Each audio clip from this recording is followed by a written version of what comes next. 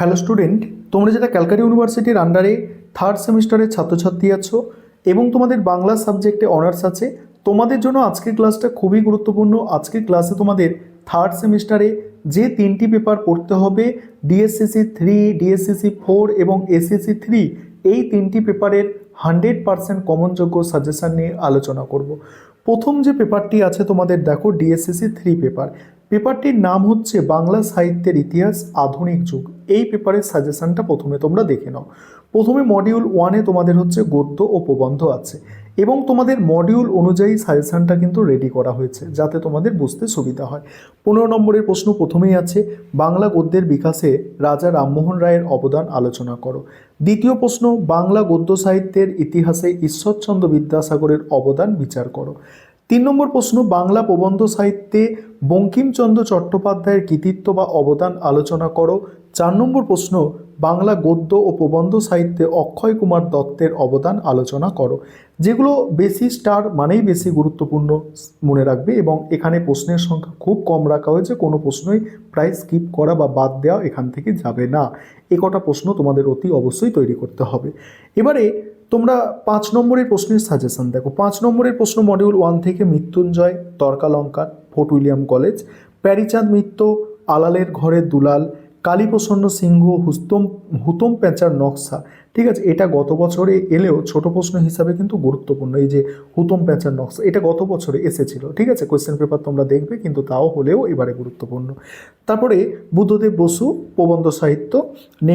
Next হচ্ছে দেখো প্রমোদ চৌধুরী। এবারে তোমাদের মডিউল 2-এ কাব্য আর নাটক আছে তোমাদের।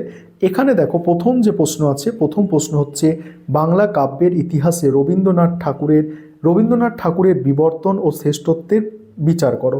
নেক্সট হচ্ছে রবীন্দ্র পরবর্তী বাংলা কবিতায় জীবনানন্দ দাশের কবি মানুষ ও স্বতন্ত্র আলোচনা করো। নেক্সট হচ্ছে দেখো বাংলা নাট্য সাহিত্যের ইতিহাসে দীনবন্ধু মিত্রের অবদান গুরুত্ব সহকারে আলোচনা করো, বিশেষত নীল দর্পণ নাটকের গুরুত্ব। নেক্সট হচ্ছে দেখো গণনাট্য আন্দোলন ও বাংলা নাটকের ধারায় বিজন ভট্টাচার্যের অবদান আলোচনা করো, নবান্ন নাটক। তারপর হচ্ছে বাংলা কাব্যে কাজী নজরুল ইসলামের অবদান আলোচনা করো। এবার 5 নম্বরের প্রশ্ন প্রথম প্রশ্ন হচ্ছে বিহারীলাল চক্রবর্তীকে ভোরের পাখি বলা হয় কেন? শক্তি চট্টোপাধ্যায়ের টিকা আকারে এগুলো করতে হবে। ঠিক আছে, 5 নম্বরের টিকা আকারে। দ্বিজেন্দ্রলাল রায় ঐতিহাসিক নাটক, গিরিশচন্দ্র ঘোষের পৌরাণিক নাটক, তারপরে মেঘনাদ বধ কাব্য মধুসূদন দত্তের। তারপর 3 নম্বর যে মডিউল আছে তোমাদের উপন্যাস এবং ছোট গল্প, সেখানে 15 নম্বরের প্রথম প্রশ্ন রাখা হয়েছে বাংলা উপন্যাসের ধারায় বঙ্কিমচন্দ্র চট্টোপাধ্যায়ের অবদান আলোচনা করো। বাংলা ছোট গল্পের স্রষ্টা হিসাবে রবীন্দ্রনাথ ঠাকুরের কৃতিত্ব ও তার ছোট গল্পের শ্রেণীবিভাগ আলোচনা করো। নেক্সট হচ্ছে আঞ্চলিক উপন্যাস রচনায় তারাশঙ্কর বন্দ্যোপাধ্যায়ের কৃতিত্ব বিচার করো। নেক্সট ঔপন্যাসিক বিভূতিভূষণ বন্দ্যোপাধ্যায়ের শিল্পকীর্তি আলোচনা করো।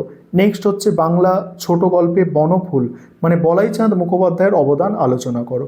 5 নম্বরের প্রশ্ন চোখের বালি গোড়া রবীন্দ্রনাথের। তারপরে গণদেবতা, হাঁসুলি বাঁকের উপকথা তারাশঙ্করের, পুতুল নাচের ইতিকথা, তারপরে বিষবৃক্ষ, কপালকুণ্ডলা, এগুলো টিকা আকারে তোমাদের তৈরি করতে হবে। ঠিক আছে, তারপরে ডিএসসিসি 4 যে পেপার, ডিএসসিসি 4 পেপারের তোমাদের নাম হচ্ছে বাংলা সাহিত্যের প্রবেশক পাঠ। এই পেপার থেকে যে প্রশ্নগুলো তোমাদের তৈরি করতে হবে দেখে নাও। এখানে প্রথম প্রশ্ন, চর্যাপদের সাহিত্যমূল্য বিচার করে পাঠ্য কা আ তরু পঞ্চ বিটাল পদ্মের কাব্য সৌন্দর্য বা মহমিয়া তত্ত্ব আলোচনা করো। নেক্সট হচ্ছে বৈষ্ণব পদাবলিতে বিদ্যাপতির অবদান উল্লেখ করে সখী হামারি দুঃখে নাহি ওর পদ্মের ভাব সৌন্দর্য ও কবি কৃতিত্ব বিশ্লেষণ করো। নেক্সট হচ্ছে চিত্তকল্প ও রোমান্টিক চেতনার নিরিখে জীবনানন্দ দাশের বনলতা সেন কবিতাটির সার্থকতা বিচার করো। একটা বিষয় তোমাদের এখানে বলি, তোমাদের জন্য কিন্তু স্টাডি মেটেরিয়াল তৈরি করা হয়েছে, আর তোমরা যারা স্টাডি মেটেরিয়াল পারচেস করতে চাইছো অবশ্যই স্ক্রিনে দেওয়া নম্বরে যোগাযোগ করবে। নেক্সট হচ্ছে রবীন্দ্রনাথ ঠাকুরের বলাকা কাব্যের মূল সুর বা গতি চেতনা পাঠ্য কবিতা অবলম্বনে আলোচনা করো। নেক্সট হচ্ছে শঙ্খ ঘোষের বাবরের প্রার্থনা কবিতায় যে আধুনিক যন্ত্রণা ও পিতার আরতি প্রকাশ পেয়েছে তা নিজের ভাষায় লেখো। নেক্সট হচ্ছে 5 নম্বরের প্রশ্ন, বঙ্গভূমির প্রতি কবিতায় মানে কবির দেশপ্রেমের কবিতায় কবির দেশপ্রেমের পরিচয় দাও। নেক্সট হচ্ছে আমার ভালোবাসা, কবিতার মূল বক্তব্য সংক্ষেপে লেখো। নেক্সট, সুকুমার রায়ের আবোল তাবোল নামটির সার্থকতা বা এই কাব্যের বৈশিষ্ট্য সংক্ষেপে লেখো। নেক্সট হচ্ছে দেখো মালতী মালতীবালা বালিকা বিদ্যালয় কবিতায় যে সমাজ বাস্তবতার ছবি ফুটে উঠেছে তা সংক্ষেপে লেখো। এবারে ব্যাখ্যা আছে, দেখো ব্যাখ্যা আকারে দুটো এখানে একটা প্রশ্ন দেওয়া আছে। নেক্সট একটা প্রশ্ন আছে কি, কান্ডারি হুঁশিয়ার কবিতার নামকরণের সার্থকতা। মডিউল 2 তোমাদের ছোট গল্প আছে, সেখানে প্রথম প্রশ্ন রাখা হয়েছে রবীন্দ্রনাথ ঠাকুরের, দেখো শান্তি ছোট গল্প মানে নামকরণের সার্থকতা বিচার করো। শাস্তি, ঠিক আছে, শাস্তি ছোট গল্পের নামকরণের সার্থকতা বিচার করতে বলা হয়েছে। তারপরে আছে দেখো শরৎচন্দ্র চট্টোপাধ্যায়ের অভাগীর স্বর্গ মানে গল্পে অভাগীর চরিত্র অথবা তৎকালীন গ্রামীণ সমাজের যে ছবি ফুটে উঠেছে। তারপরে সমরেশ বসুর আদাব গল্পের নামকরণের সার্থকতা। তারপর ছোট গল্প হিসাবে শাস্তি কতটা সার্থক আলোচনা করো।